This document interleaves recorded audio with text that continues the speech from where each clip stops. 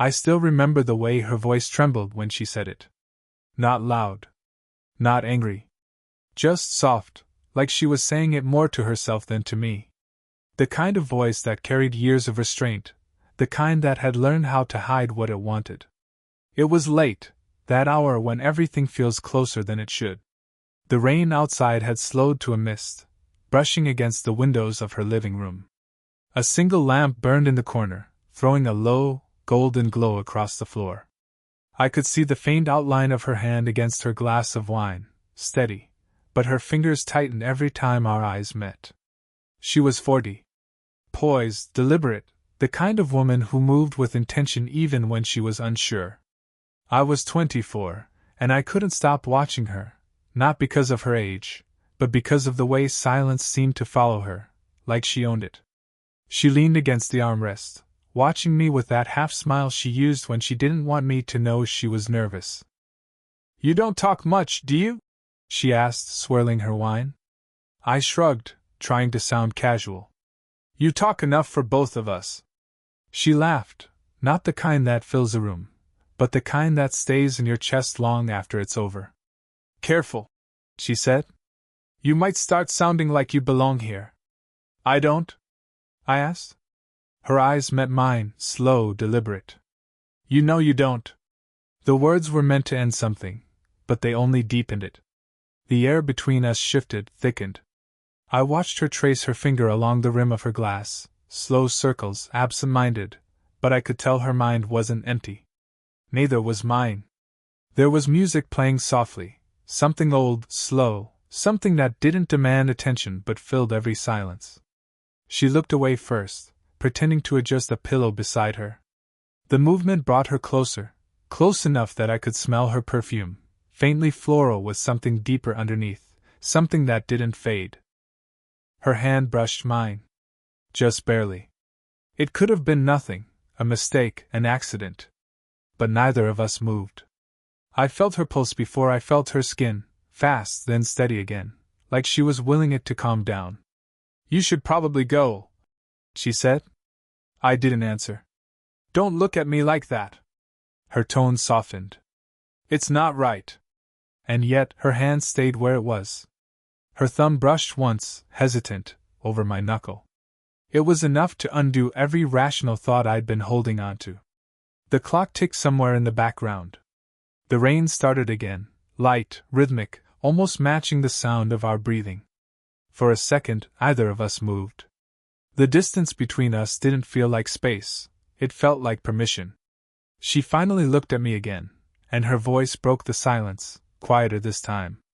"You don't know what this could do to me." I wanted to tell her I did. That I knew exactly what I was doing. But the words stayed behind my teeth. Instead, I just said, "Then why are you still here?" Her lips parted slightly, like she wanted to answer, and then, a sound cut through the air. A car door outside. Headlights flashed briefly through the window. She froze. Our hands slipped apart, but too slowly to pretend it didn't happen. And in that single heartbeat between staying and pulling away, I realized, whatever this was, it had already gone too far to stop. The headlights faded from the window, and silence filled the room again. She exhaled slowly, the kind of breath that carried more weight than words. "That's my neighbor," she murmured, eyes still fixed on the window. "He likes to check in. Thinks I shouldn't be alone so much." Her tone was half amusement, half defense. I wanted to ask why being alone seemed to bother her, but I already knew. I'd seen the signs in her house. 2 wine glasses in the cupboard, one used more often. A single framed photo on the shelf, face down instead of up. "You're not alone now," I said quietly. Her gaze flicked toward me, a small, searching look, like she wanted to believe me but knew better. "Don't say that," she whispered. "It sounds like something you'll regret later." I didn't answer. I couldn't. Because the truth was I might.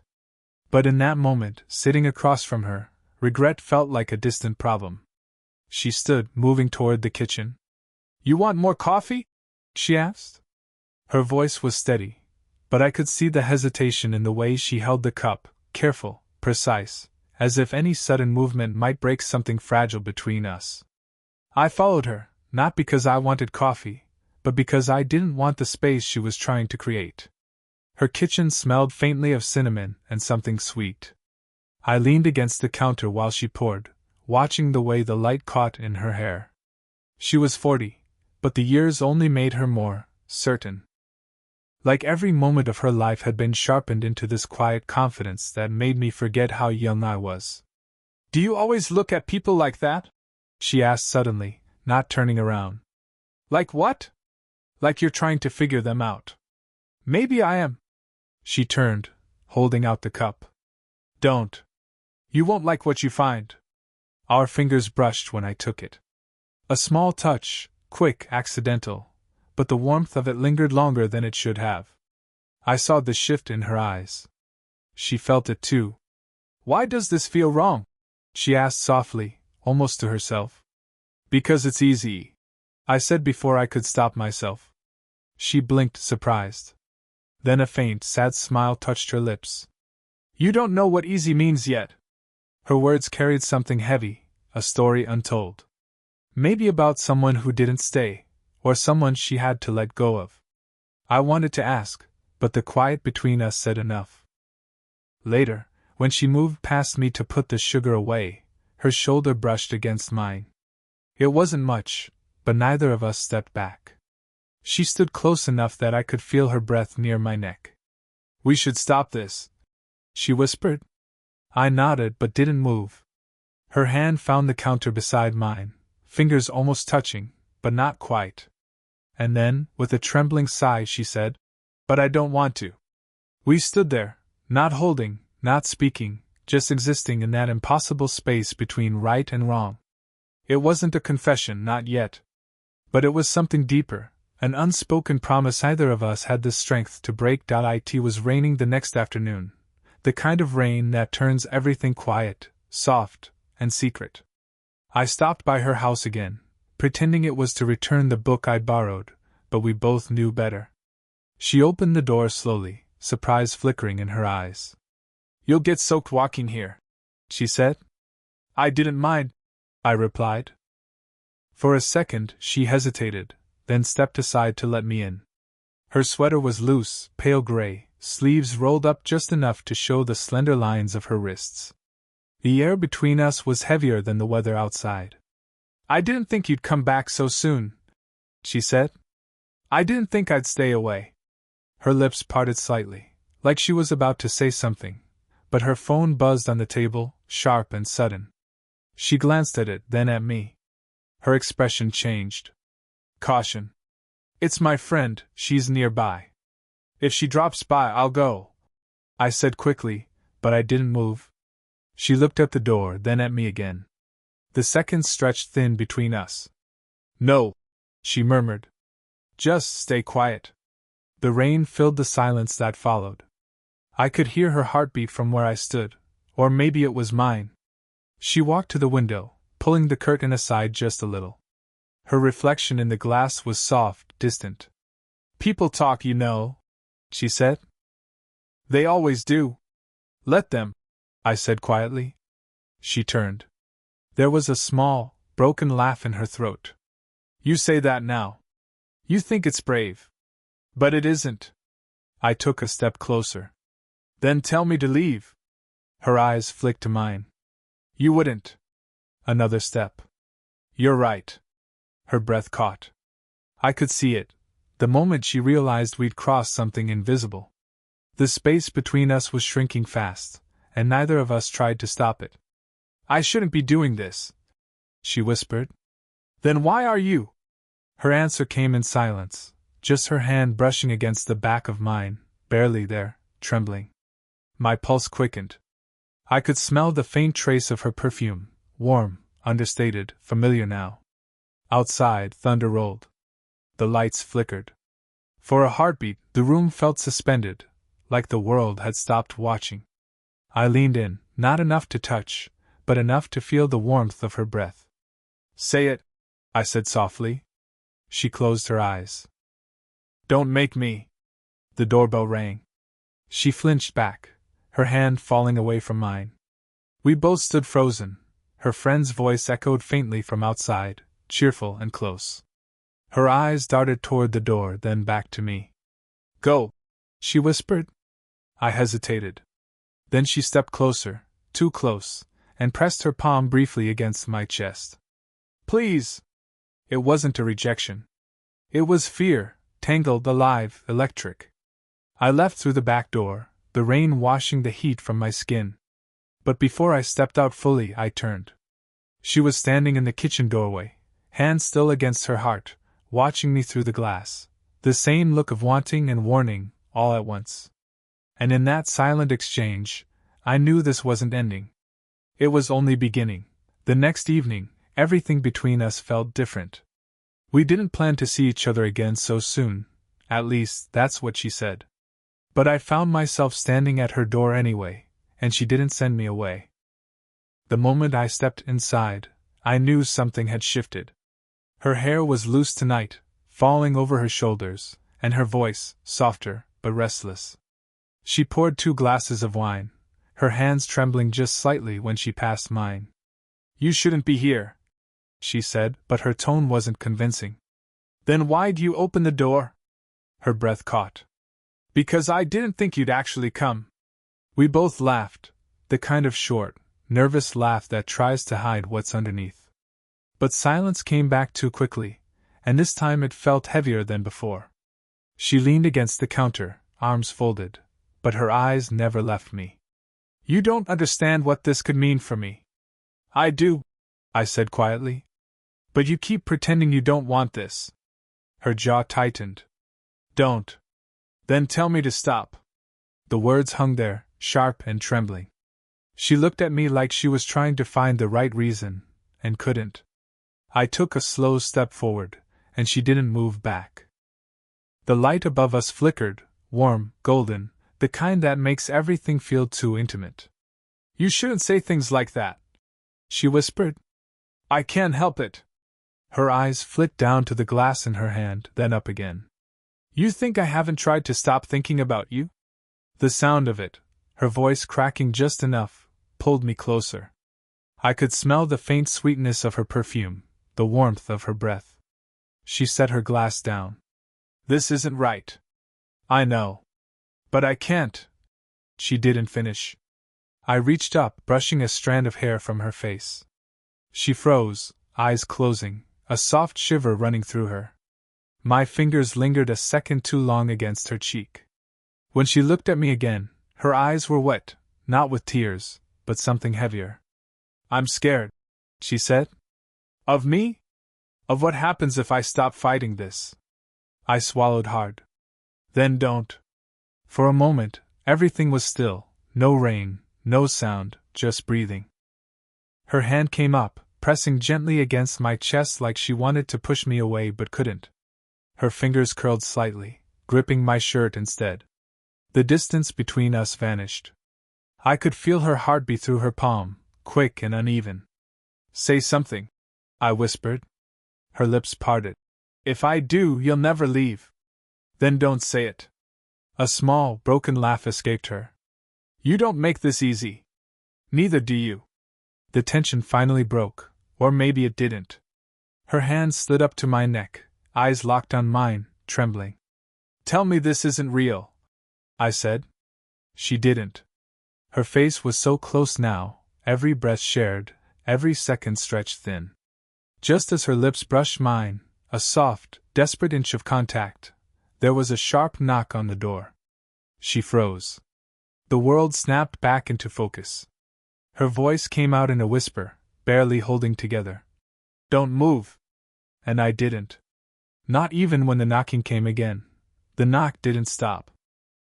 It came again, sharp, insistent, like it already knew what was waiting behind the door. She stepped back, her breath still unsteady, lips parted as if the air itself had turned heavy. I could still feel her warmth on me, the nearness that hadn't faded. Stay here, she whispered, voice shaking. She straightened her blouse, ran a hand through her hair, and walked to the door like she was piecing herself together one breath at a time. When she opened it, a man's voice filled the room. Calm, older, but edged. Didn't expect you to still be up. My chest tightened. I couldn't see him clearly from where I stood, only her face, that small flicker of panic she tried to hide behind a polite smile. It's just work, she said softly. I couldn't sleep. He said something else, too low to make out, then the sound of retreating footsteps. The door shut again. When she turned back toward me, her expression was unreadable. A long silence stretched between us before she finally spoke. That was my husband. The words hit harder than they should have. I knew she wore no ring, that her voice always went quiet when I asked about her past, but hearing it like that made everything tilt. You never said I know? She cut me off, eyes glistening. Because I didn't want to lose this before I even knew what it was. Her voice broke, just slightly. He travels. He doesn't ask questions anymore. And I stopped answering them. I didn't move closer, though every part of me wanted to. She leaned against the wall, arms folded tight like she was holding herself together. I told myself it was harmless, she said. That you were just something I miss feeling. Something? Her gaze lifted to mine, sharp, trembling. Don't make this harder. I stepped forward anyway. Then tell me to leave. Her silence told me everything. For a long moment, neither of us moved. The air between us felt dangerous now, not forbidden in theory, but real in consequence. She took a shaky breath. If anyone finds out, I don't care who finds out. Her lips parted, a whisper caught in her throat. You should. She turned away, but when she brushed past me, her arm grazed mine. That one small touch undid everything she was trying to hold back. Her hand paused at her side, and then, just for a second, she reached for mine. Fingers trembling. It wasn't a kiss, or even a confession, but it was worse. Because it meant she couldn't pretend anymore. When she finally looked at me, there was no distance left in her eyes. I lied, she said. When I told you I could stop. I exhaled, slow, unsteady, my heartbeat filling the silence. So what happens now? Her answer was barely audible, but it burned through me all the same. No, she whispered. We stop pretending we're not already too far gone. The storm outside had followed her mood, restless, loud, and impossible to ignore. Rain streaked down the glass as we stood facing each other, the room caught in that stillness that comes only before something breaks. Neither of us spoke first. The silence between us had weight now, heavy with everything we hadn't said, everything we'd already done by saying nothing. Her voice came low, almost trembling. This has to stop. But she didn't move. Not even a step. Her eyes flicked to my lips, then away, as if she was trying to hold herself steady. Then stop, I said quietly. Tell me to walk away. She tried to. I saw the words form, but they never came. Her breath caught instead, her hand gripping the edge of the table as though it was the only thing keeping her upright. The thunder rolled closer this time. I could see the pulse in her throat, fast and uneven. You don't understand, she whispered. If we do this, we already have. That broke something in her. Her control slipped, just enough for truth to show through. She took one step closer. Then another. Until there was barely a breath between us. Her perfume mixed with the rain, soft, warm, and painfully familiar. My hand brushed against hers, and she didn't pull away this time. You think this is just loneliness? She said, voice shaking. No, I breathed. It's the first thing that's made sense in months. Her eyes softened, but they didn't. The night had that soft stillness that only comes after too many words have been said and too many feelings have been fought. The air between us wasn't heavy anymore, just quiet, almost peaceful. She stood by the window, her arms folded loosely, watching the street lights glow against the wet pavement. I sat on the couch, elbows on my knees, watching her instead. I'd seen that look before, the one that said she was already halfway between staying and leaving. I don't know what happens next, she said finally, her voice low but steady. Neither do I admitted. But maybe that's okay. For the first time in what felt like forever, she turned toward me, not with hesitation, not with fear, but with something softer. The kind of look that says she's tired of pretending she doesn't care. When she walked over, I didn't move. I just watched her close the distance, her steps slow, deliberate, almost like she was testing if the moment was real. She stopped right in front of me. For a second, neither of us spoke. Then, without a word, she sat down beside me. The warmth of her shoulder brushed against mine, familiar now, but still enough to make my pulse stumble. Her hand found mine, hesitant at first, then firm. Fingers intertwined, like something fragile being handled with care. "I was scared," she said. "Not of you. Of this. Of how it makes me forget everything that's supposed to matter." I turned her hand over in mine, tracing the faint lines along her palm. "Maybe that's how you know it matters more." Her breath caught, a quiet, trembling sound that broke whatever distance was left between us. I leaned in just enough that I could feel her breath on my cheek. The air around us thickened, time slowing to a heartbeat, maybe two. And then she did something simple, something that felt like a promise. She leaned her forehead against mine. No rush, no fear, just stillness. "I don't want to run anymore," she whispered. "Then don't," I said. We stayed like that for a while, no words, no plans, just the sound of our breathing sinking together. Outside, the rain had stopped. The city lights shimmered through the window like small reminders that life was still moving, and maybe we could too. When she finally looked up, there was no more hesitation in her eyes. Just quiet certainty, the kind that doesn't need to be spoken. Her hand tightened around mine. "Whatever this is," she said softly, "it's ours now." And for once, I didn't need to answer. The silence between us said everything. Did you enjoy the story? What kind of stories would you like to hear next?